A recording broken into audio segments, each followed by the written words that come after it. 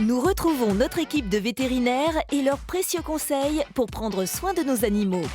I used to wait for her after school by the gates with my books, baby, feeling a fool. I used to walk her home. Il y a quelques mois, ils avaient passé à la loupe différentes races de chiens.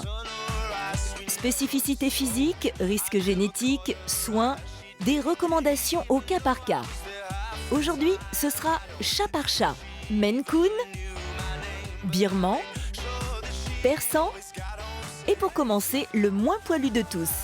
Allez, la famille Sphinx, en piste. Bonjour, ça va? Il en manque un. Il en manque un. Où est-il? Ah ben voilà. Allez, c'est moi qui le prends celui-là. Hop, en piste. Je vais vous ouvrir. Alors, Blue, comme ses yeux.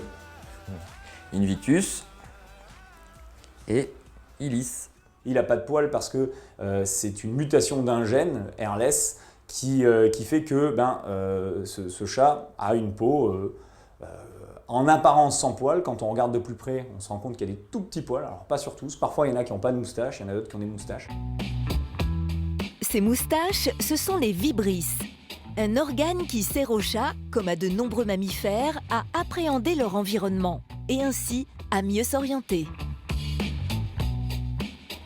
On dit en règle générale que la taille de la vibrisse est proportionnelle à l'épaisseur du chat pour pas qu'il reste coincé et qu'il puisse se sortir de certaines situations, passer dans un tout petit couloir fin, etc. Eh bien, ici, eux, ça les handicape pas spécialement de ne pas avoir de vibrisse. Et du coup, comment vous les entretenez quoi? Avec un gant humide? Comment est-ce que vous gérez ça? Je rentre dans le bain. Le fous devant moi. bain directement. Toutes les semaines. Il faut quand même rester sur un shampoing chat, même pas un shampoing chien, parce que vous avez quand même un pH de la peau qui est sensiblement différent. Et il faut bien veiller à ne pas utiliser de produits humains, parce qu'on va avoir tendance, au fil des utilisations, ou le jour où on a une petite lésion, à l'aggraver et à fragiliser la peau et donc du coup diminuer son potentiel protecteur. Et d'un point de vue caractère, C'est magnifique. qu'est-ce que vous en pensez? Vous avez vraiment une grosse différence avec les autres chats?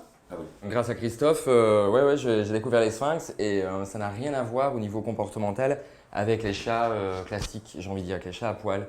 Parce que ceux-là sont vraiment proches de nous, c'est vraiment, ils ont besoin d'être avec nous, sauf là.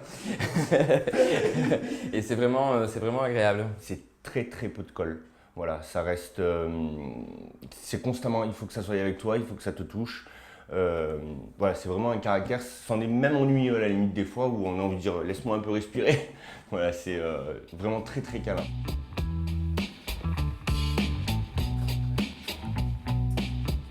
Alors, à l'opposé du sphinx, on a le champion du poil, c'est le persan. Et là, on voit tout de suite notre ami ici. On a un poil qui ressemble presque à un mélange de laine et de cheveux. Et ici, on est sur des animaux qui nécessiteront bien évidemment aussi un entretien quotidien. Mais alors, on est maintenant sur du brossage. Je sais pas, ça prend à peu près une demi-heure par jour. Le temps qu'il n'y a pas de caton, faut continuer jusqu'à ce qu'il n'y ait plus de caton. Un caton, c'est un nœud qui peut se placer n'importe où sur son poil. Le plus souvent, c'est derrière les oreilles, faut faire attention. Nos amis perdent une grosse quantité de poils chaque jour et ils vont les éliminer par le léchage. Et ils vont du coup en ingurgiter une grande partie, ce qui peut être plutôt très dangereux pour lui parce que ça va faire ce qu'on appelle des trichobézoares, c'est des boules de poils dans l'estomac. Et ces boules de poils, elles vont transiter et pouvoir faire des occlusions. Et là, si on regarde, tiens, prête-moi un petit peu la brosse, et là, si on regarde ce qui a été retiré en un instant, eh bien, normalement, si on ne fait pas le brossage, il serait dans l'estomac de notre ami. La deuxième particularité de notre ami chat persan, et Loulou va ici l'illustrer, on ne peut pas passer à côté, c'est ce faciès qui a été sélectionné pour avoir une tête toute plate avec un tout petit stop. Le stop, c'est quoi? C'est son petit nez, des narines qui pourront être sténosées et des troubles type des rhumes un petit peu comme ça, chroniques, qui sont difficiles à passer.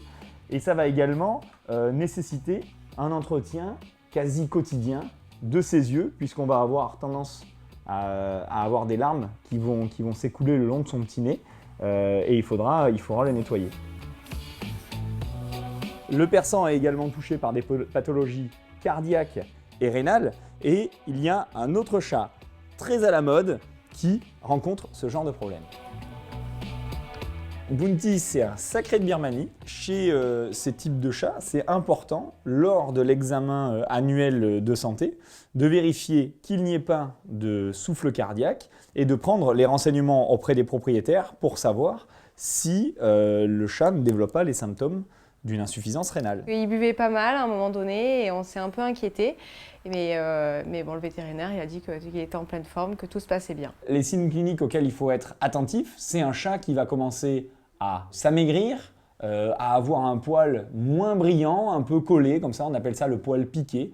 Un chat qui va boire beaucoup et uriner plus que d'habitude. Ça, ce sont vraiment les grands signes cliniques auxquels il faut être attentif dans le cadre des insuffisances rénales.